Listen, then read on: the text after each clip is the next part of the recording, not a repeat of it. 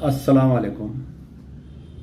जैसा कि आप लोग जानते हैं कि आज जो है 17 मई है और कल जो है 18 मई है।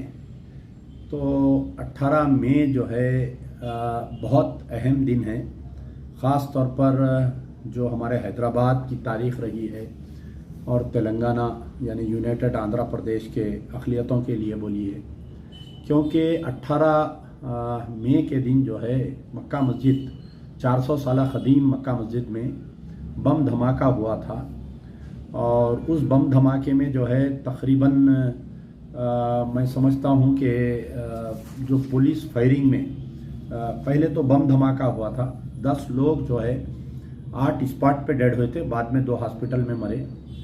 और जैसा ही बम धमाका हुआ, मुसल्लियाँ बाहर भाग रहे थे।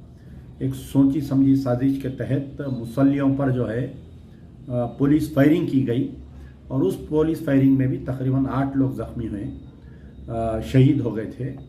और मुसलसिल कई दिन तक जो है तकरीबन 60 से 70 लोग ज़ख्मी थे, हॉस्पिटल्स में थे, कई लोग परमानेंट अपाहिज हो गए।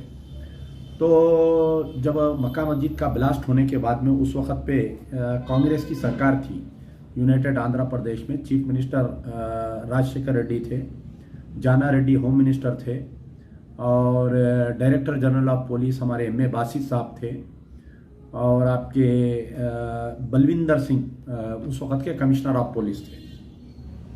बम धमाका होने के बाद में कुछ ही देर में कुछ पुलिस के आला ओहदेदार मीडिया चैनल पर आए, आकर ये बोले कि ये जो है हुजी तंजीम बांग्लादेश की है और शायद बिलाल का हाथ है इसके अंदर, बोल के विद इन 10-15 मिनट्स में इसके बारे में कहा। और जो 2 बम धमाके हुए थे अंदर और एक जो है अनएक्सप्लोडेड बॉम्ब निकला था, इसकी तहकीकात स्टार्ट की गई, कई टीम्स फॉर्म किए, क्योंकि पुलिस के आला ओहदेदार शक की सुई जो है मुसलमानों की तरफ बताए थे हुजी तंजीम। और एक आसमानगढ़ के रहने वाले, सैदाबाद अकबरबाग के रहने वाले का नाम लिए थे। तो तकरीबन इसके अंदर जो है 60 से 70 बच्चों को गिरफ्तार किया गया। इनको प्राइवेट सेल्स में रख के, प्राइवेट फार्म हाउसों में रख के तकरीबन कई दिन तक टॉर्चर किए गए। उसके बाद में इनको कोलेटरल केसेस में डालकर जेल में डाला गया था। तो बम धमाके के बाद में जो गिरफ्तारियां अमल में आई थी और बम धमाके के फौरी साथ में मजलिस बचाओ तहरीक, हम उस वक्त भी जो पुलिस के आला ओहदेदार ये कह रहे थे कि ये अभिनव भारत, ये मुस्लिम तंजीम हुजी का हाथ है, तो उसी वक्त पर हमने सवाल उठाया था कि आया वो इन्वेस्टिगेशन ऑफिसर जिनको बम धमाके के 10 मिनट के बाद में ये इत्तला हो रही है कि फलानी तंजीम या फलाने शख्स ने बम धमाका किया, उन्हें 10 मिनट पहले क्यों या 1 घंटा पहले या 1 दिन पहले उनको क्यों नहीं मालूम हुआ। तो बाद में ये हुआ कि सारे अखबारात, तेलुगु मीडिया, पूरे टीवी चैनल्स ये बोलने लगे कि मक्का मस्जिद में बम धमाका ऐसा हुआ वैसा हुआ। लेकिन फर्दर इन्वेस्टिगेशन होते गए और मैं समझता हूँ कि इसकी तहकीकात जो है सीबीआई को दे दी गई थी। जो बम धमाका हुआ था उसकी तहकीकात सीबीआई को दे दी गई थी और जो अनएक्सप्लोडेड बम था उसकी still Hyderabad police special investigation team के पास ही थी। अब जो बच्चों को गिरफ्तार किया गया था उनको मार के टॉर्चर करके उसमें उनको कुछ भी नहीं निकला, तो उनको 3 फर्जी मुकदमा डाले गए थे, क्राइम नंबर 97, क्राइम नंबर 90 और क्राइम नंबर 110 ऑफ 2007 सीसीएस का, और एक राम गोपाल पेट पुलिस स्टेशन का, और एक जो है सिट का। कोई ऐसा 3 केसेस में टोटल 97 लड़कों को डाला गया था। जब बच्चों को पेश नहीं कर रहे थे और जब मुस्लिम लड़कों को टॉर्चर किया जा रहा था, तो उस वक़्त माइनॉरिटी कमीशन के चेयरमैन यूसुफ कुरैशी साहब जो है एक 1 man commission L Ravichandra advocate के तहत बनवाया गया था। वो कमीशन की जो रिपोर्ट पेश की गई थी वो आज भी अगर कोई पढ़े तो दिल दहलाने वाली रिपोर्ट है कि किस कदर बच्चों को टॉर्चर किया गया था, किस कदर बच्चों को इलीगल डिटेंशन में रखा गया। बाद में वो बच्चों को जो है जेल में तकरीबन 18 महीने चंचलगुड़ा और चरलापल्ली जेल में वो बच्चे थे, मुशीराबाद जेल में थे या चरलापल्ली जेल में थे। बाद में 22 महीने के बाद में तमाम बच्चों को जो फर्जी मुकदमात में डाला गया था, गिरफ्तार किया गया था मक्का मस्जिद ब्लास्ट अक्यूज बोल के, लेकिन उनको केस में बताया गया फर्जी एफआईआर बुक करके उसमें केस में बताया गया 28 महीने के बाद, यानी 18 महीने जेल में रहने के बाद में 22 महीने, 26 महीने, 28 महीने में 3 अलग अलग केसेस एग्जोनरेटेड हुए और वो बच्चे जो है बाइज्जत बरी हो गए। अब यहाँ पर बात आई थी कि आखिर ये बम धमाका किसने किया, तो सीबीआई उसका इन्वेस्टिगेशन टेकअप करी। सीबीआई बहुत दिन तक उसमें इन्वेस्टिगेशन करने के बाद में तो उस वक्त के जो हमारे सेंट्रल होम मिनिस्टर थे सुशील कुमार शिंदे, उन्होंने जनवरी 2013 में एक बाज़ाब्ता एक अलामिया जारी किया था कि ये जितने बम धमाके हो रहे हैं, नॉट ओनली मक्का मस्जिद बम धमाका, बल्कि जो 2006 मालेगांव ब्लास्ट और 2008 मालेगांव ब्लास्ट, 2007 समझौता एक्सप्रेस, 2007 अजमेर ब्लास्ट और आपके दीगर जितने ब्लास्ट हुए थे हिंदुस्तान में, इसकी आलेकार तंजीम अभिनव भारत जो आरएसएस और बीजेपी के तहत चल रही थी उसमें है और तकरीबन 10 लोगों को इसका मास्टरमाइंड बनाया गया था, जिसमें 5 लोगों को गिरफ्तार किया गया था। देवेंद्र गुप्ता, लोकेश शर्मा, स्वामी असीमानंद अलियास नभा कुमार सरकार, भारत मोहन रत्नेश्वर अलियास भरत भाई और राजेंद्र चौधरी को, ये लोगों को अरेस्ट किया गया। 2 अहम मुलजिम अभिनव भारत के जो जिम्मेदार थे पूरे बम धमाकों के लिए, संदीप पी दांगेन, रामचंद्रा कालसागरे को, इनको गिरफ्तार नहीं किया गया। एक सुनील जोशी को कहीं गोली मारकर उसको हत्या कर दी गई थी। तो बाद में जो है सीबीआई को इन्वेस्टिगेशन दिया गया, सीबीआई अपना इन्वेस्टिगेशन कर रही थी। उसके बाद में एनआईए को हैंडओवर कर दिया गया। अप्रैल 2011 को एनआईए को हैंडओवर कर दिया गया था। एनआईए लेने के बाद में जैसे ही 2014 में मोदी सरकार आई और यहाँ पर जो है टीआरएस की गवर्नमेंट आ गई, तेलंगाना अलग होने के बाद में मुसलसल ये केस को वीक किया गया। सबसे पहले जो प्रतिभा अंबेडकर बोलकर एक आईपीएस ऑफिसर थी जो एनआईए में इन्वेस्टिगेशन ऑफिसर थी, एनआईए का जो एटीएस था उसकी इन्वेस्टिगेशन ऑफिसर थी, उसको हटा दिया गया, उत्तर प्रदेश को उसको वापस भिजा दिया गया। और एक अहम यानी ये जो केस का एडवोकेट यानी ये केस में सरकार की तरफ से जो पब्लिक प्रोसिक्यूटर बनाया गया था एन हरिनाथ एडवोकेट, जो साबिका में एबीवीपी का मेंबर था, उसको पब्लिक प्रोसिक्यूटर बनाया गया। अब आप बात यहाँ पर यह है कि जब केस के दौरान स्वामी असीमानंद ने एक अपना कन्फेशनल स्टेटमेंट दिया था, दिल्ली के सीबीआई कोर्ट के सामने एक जज के सामने स्वामी असीमानंद जो वन ऑफ द अक्यूज था, उन्हें यह बयान दिया था कि न सिर्फ हम मक्का मस्जिद बल्कि और हिंदुस्तान के मुख्तलिफ इलाकों में जो बम धमाके हुए हैं, ये बम धमाके करने वाले मैं खुद हूँ और मेरे साथ ये लोग हैं बोल के। उसके बाद में फैसला आता है तकरीबन आपके कई दिन तक 11 साल के बाद में एनआईए स्पेशल कोर्ट का फैसला आया 16 अप्रैल 2018 के दिन। जो उस वक्त इसके जज थे, जज का यानी रिटायरमेंट शाम में 7 बजे जज का रिटायरमेंट है और उसी दिन जो है जज साहब फैसला देते हैं और फैसला देने के Ravinder Reddy 4th additional MSJ जज साहब जो है एनआईए के स्पेशल सारे मुलजिमीन को बाइज्जत बरी कर देते हैं।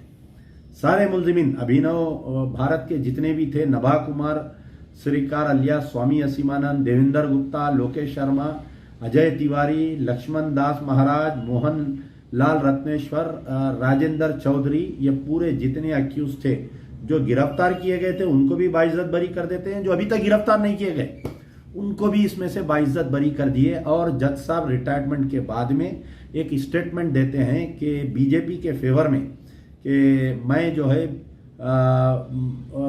आई am willing to join BJP, describing it as most patriotic party and not one family rule. यानी जज साहब का यह बयान था कि मैं ख्वाहिश करता हूं कि बीजेपी ज्वाइन करूं मैं, क्योंकि बहुत ही पेट्रियाटिक पार्टी है। यानी दिन में 11:20 को जजमेंट आता है, 5 बजे जज साहब रिटायर्ड होते हैं, 7 बजे उनकी ख्वाहिश जाहिर करते हैं। तो अब यहाँ पर जो है कि तेलंगाना अब आखिर ये बम धमाका ये लोग नहीं किए तो फिर ये बम धमाका करे कौन? ये वो जो लोग नमाजियां मर गए थे उनके साथ इंसाफ कौन करेगा?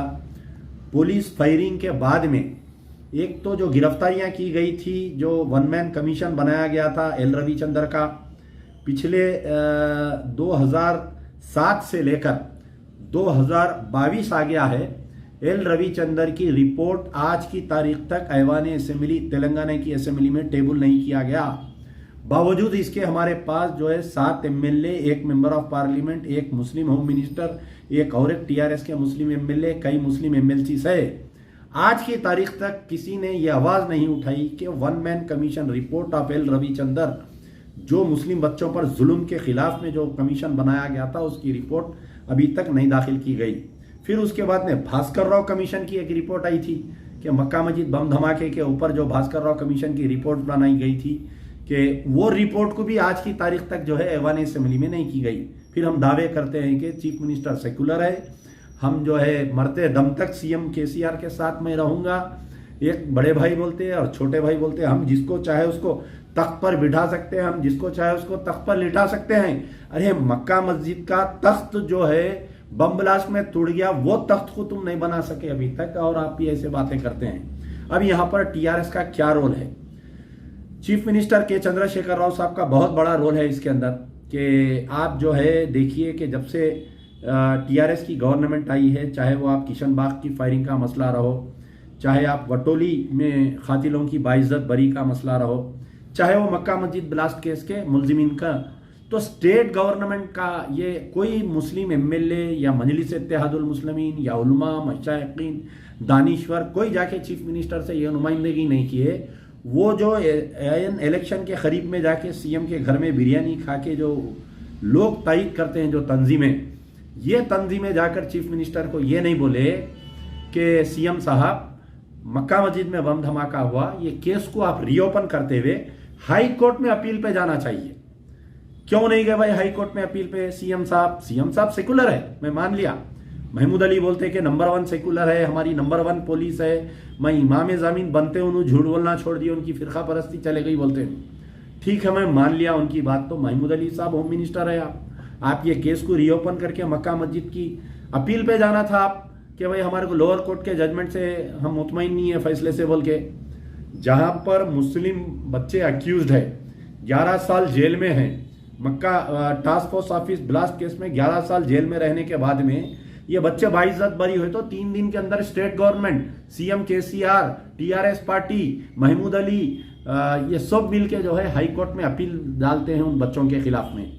वटोली में जहां पर हिंदू फिरका परस्त लोग जिम्मेदार है 6 लोगों को मारने के लिए, वो बाइज्जत बरी है, तो उनके खिलाफ में कानूनी कार्रवाई नहीं की जाती है, हाई कोर्ट की अदालत के दरवाजे नहीं खटखटाए जाते हैं। मक्का मस्जिद बम धमाके में जो लोग बाइज्जत बरी होते हैं, उनके खिलाफ में जो है हुकूमत जो है अपील पे नहीं जाती है। तो यहाँ वाजे हो गया कि KCR is not a secular person.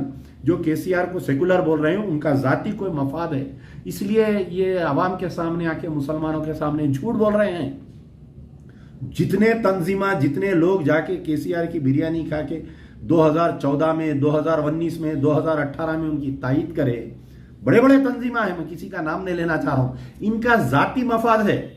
इनके सामने 12% रिजर्वेशन नहीं है, हज इनके सामने वक्फ कमिश्नरेट नहीं है, इनके सामने मक्का मस्जिद के खातिलों को बाइज्जत बरी क्यों कर दिए, इसकी अपील पे क्यों नहीं जारी, गवर्नमेंट नहीं बोल रही। मुस्लिम बच्चों पे जो टार्चर हुआ था, वन मैन कमीशन रिपोर्ट क्यों नहीं पेश करे, नहीं पूछ रहे असेंबली में। भास्कर राव कमीशन की रिपोर्ट क्यों नहीं पेश करी, ये सब नहीं पूछ रही, खाली जा रहे हैं, बिरयानी खा रहे हैं, तायद कर रहे हैं, आ जा रहे हैं ये लोग। तो हमारा मुतालिबा है कि मक्का मस्जिद का 2007 में जो बम ब्लास्ट हुआ था और उसका जो फैसला 2018 में आया था, ये फैसला, हालांकि ये जितने अक्यूज्ड है ना ये मक्का मस्जिद ब्लास्ट केस में, इनको दूसरे राजस्थान कोर्ट में इनके ऊपर सजा गिरी। इन पे 2017 मार्च में राजस्थान कोर्ट जो है गुप्ता को और आपके ये अजमेर ब्लास्ट जो हुआ था उसमें सजा दिए। तो यहाँ की कोर्ट क्यों, यहाँ की अदालत सजा क्यों नहीं दे सकी, यहाँ की एनआईए क्यों सजा नहीं दे सकी, यहाँ पर सीबीआई क्यों सजा नहीं दे सकी। यहाँ की स्टेट गवर्नमेंट एक मॉनिटरिंग सेल डालना था। मक्का मस्जिद जो है तेलंगाना की नाक है। केसीआर साहब जब मुसलमानों के साथ हमदर्दी करते हैं तो आपको बतलाना चाहिए कि मैं अमली हमदर्दी करता हूं। केटीआर साहब का ट्वीट नहीं आया आज की तारीख तक। I am waiting mister KTR, I am waiting for your tweet कि we will appeal in the High Court against the exoneration of the accused of Mecca Masjid blast बोल के आप ये कब ट्वीट करेंगे?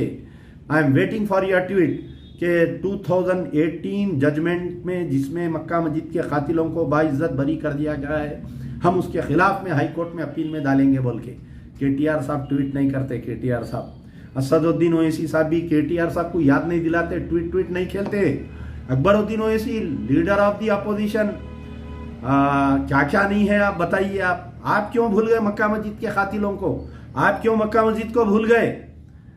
सारे एमएलए से तो कोई उम्मीद नहीं है, महमूद अली साहब तो उनसे कोई उम्मीद नहीं है, लेकिन मैं आज भी कह रहा हूं कि अगर ये केस को रीओपन करके ये केस का फिर से ट्रायल किया गया तो सारे ये जितने अभिनव भारत वाले इनके ऊपर जो है उम्र कैद की सज़ा मिल सकती है। मक्का मस्जिद अपने खातिलों का पीछा करेगी, नहीं छोड़ेगी। जो मजलूम मर गए वो शहीद है मक्का मस्जिद में, अल्लाह ताला उन शहीदों को, अरे कई आज भी लोग मुझे दावतों में इधर उधर मिलते कि साहब हम मक्का मस्जिद पुलिस फायरिंग में हम अपाहिज हो गया मेरा बच्चा, कोई बोलते कि मेरा शौहर खो गया, लेकिन उनको आज तक कंपनसेशन तक नहीं मिला वो लोगों को आज की तारीख तक। बीच में ऐलान आया कि जो बच्चों पे हम गिरफ्तार करे थे उनके ऊपर से केसेस वापस ले लेंगे, हम उनको पैसे दे देंगे। इलेक्शन स्टंट था वो, बाद में फिर से वो केसेस जैसे के वैसे रह गए, जो कंपनसेशन अमाउंट दिया पूरा वापस ले लिए थे। तो मैं मुसलमानाने दखन से गुजारिश करूँगा कि कल का दिन जो है एक यौम सियाह है, समझिए आप कल का दिन, कि मक्का मस्जिद के बम धमाके के कातिलों को हमको नहीं भूलना है। शुदाए मक्का मस्जिद को हमको खराज अक़ीदत पेश करना है। कल मैं आप तमाम से गुजारिश करता हूँ कि खुसूसी दुआ करिए कल उनकी मग़फ़िरत के लिए और उन कातिलों के लिए कि अल्लाह ताला उन कातिलों को कैफ़र किरदार तक पहुँचाए जिसने अल्लाह के घर में बम धमाका किया। और मेरी दुआ है कि अल्लाह ताला हमारे मुस्लिम कायदीन को, हमारे उलमा मशाइखीन जो केसीआर की बारहा तायीद करते रहते हैं और उनके सेकुलर कहते हैं, अल्लाह ताला उनको हिदायत दे और उनमें वो ताकत दे कि वो जाके चीफ मिनिस्टर का गिरेबान पकड़ के मक्का मस्जिद का केस रीओपन करा के हाई कोर्ट में फिर से दोबारा अपील करवाए। यार जिंदा सबत बात।